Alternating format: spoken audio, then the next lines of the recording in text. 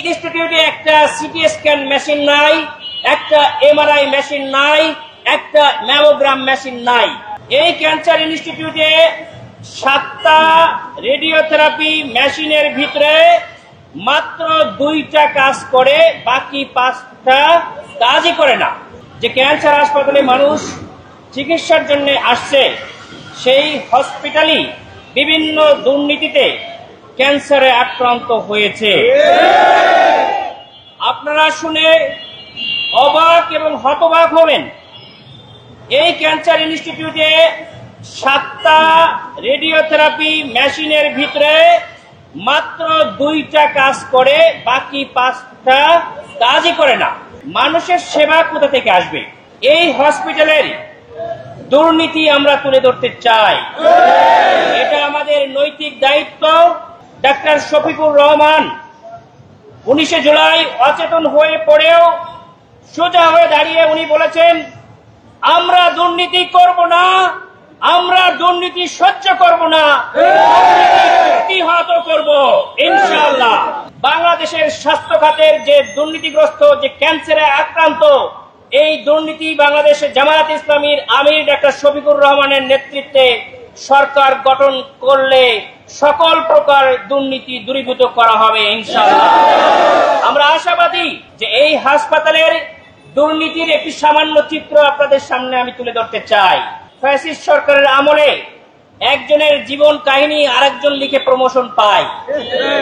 একইভাবে অন্যান্য সেক্টরে ডাক্তারদের ক্ষেত্রে, নার্সদের ক্ষেত্রে, টেকনোলজিস্টদের ক্ষেত্রে, তারপর যে অ্যাডমিনিস্ট্রেটিভ অফিসার, তাদের ক্ষেত্রেও প্রমোশনের ক্ষেত্রে দুর্নীতি করা হয়েছে।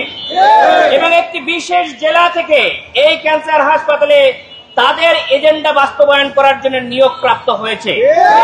5ই আগস্ট পরবর্তী কিছু সংস্কার সংশোধন হলেও, কিছু পরিবর্তন হলেও সেই অ্যাডমিনিস্ট্রেশনে এখনো বড় ধরনের কোনো পরিবর্তন আনা হয় নাই।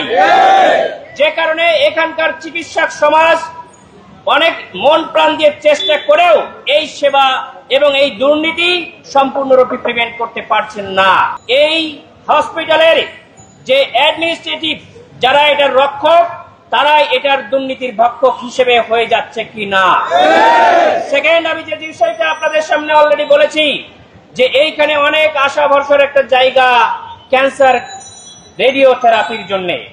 সেই রেডিওথেরাপির যে 10টা না 8টা মেশিন আছে, তার মধ্য থেকে মাত্র 2টা মেশিন কার্যকর ভূমিকা পালন করছে। যে মেশিন 2টা আছে, সেই মেশিনের এখানেও দালাল চক্র কাজ করে সিরিয়াল পাওয়ার জন্য।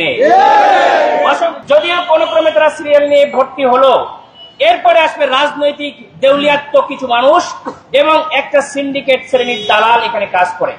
তারা ভর্তি হওয়ার পরেও তাদের যেভাবে রেডিওথেরাপি যে সিরিয়ালি দেওয়ার কথা সেভাবে তারা পায় না। তারা কি করে? অন্যদিক থেকে দালাল চক্র টাকা নিয়ে ভিতরে টেকনোলজি রাজনৈতিক কাজ করে বেড়ায়। তাদের দৌরাত্ম্য দেখানোর জন্য তারা এসে যে 2টা মেশিনের সিরিয়াল থাকার কথা, তারা রাজনৈতিক প্রভাব খাটিয়ে বা দালাল চক্রের প্রভাব খাটিয়ে রেডিওথেরাপি নিয়ে যাচ্ছে। এত কষ্ট করে 2 মাস 3 মাস পরে ভর্তি হয়েও সে তার যেভাবে রেডিওথেরাপি সিরিয়াল পাওয়ার কথা সে পাচ্ছে না। ভর্তি রোগী বাইরের দালাল চক্রের মাধ্যমে এসে পেয়ে যাচ্ছে। এই ইনস্টিটিউটে একটা সিটি স্ক্যান মেশিন নাই, একটা এমআরআই মেশিন নাই, একটা ম্যামোগ্রাম মেশিন নাই। একটা জাতীয় ইনস্টিটিউটে এই অত্যাবশ্যকীয় চিকিৎসা করার যে ইনভেস্টিগেশনের জন্য যেগুলো দরকার সেটা নাই। আমরা যদি সম্মিলিতভাবে চেষ্টা করি এই দালাল চক্রের হাত আমরা ভাঙতে পারবো। 18 বছরের ফ্যাসিস্টকে যদি আমরা বিদায় করতে পারছি, এই ছোটখাটো দালাল চক্রকে বিদায় করা আমাদের জন্য আপনাদের মাধ্যমে এটা কোনো ব্যাপারই না ইনশাআল্লাহ। যেমন ব্লাড ব্যাংকে ব্লাড দিতে হয়, সেখানেও আপনার রিসিট দেওয়া হয় না, ম্যানুয়াল একটা রিসিট দেওয়া হয়। আপনাদের মাধ্যমে প্রশাসনের কাছে আমরা লিখিত দেব যে সেখানে একটা কম্পিউটারাইজড এখানে হাসপাতালের একটা রিসিট তৈরি করা হোক। এই হাসপাতালে আমরা চাই দক্ষ ডাক্তার, দক্ষ নার্স, দক্ষ টেকনোলজিস্ট সবাই প্রচেষ্টা করি, তাহলে ক্যান্সারের এই ট্রিটমেন্ট দেশেই সম্ভব। সেটা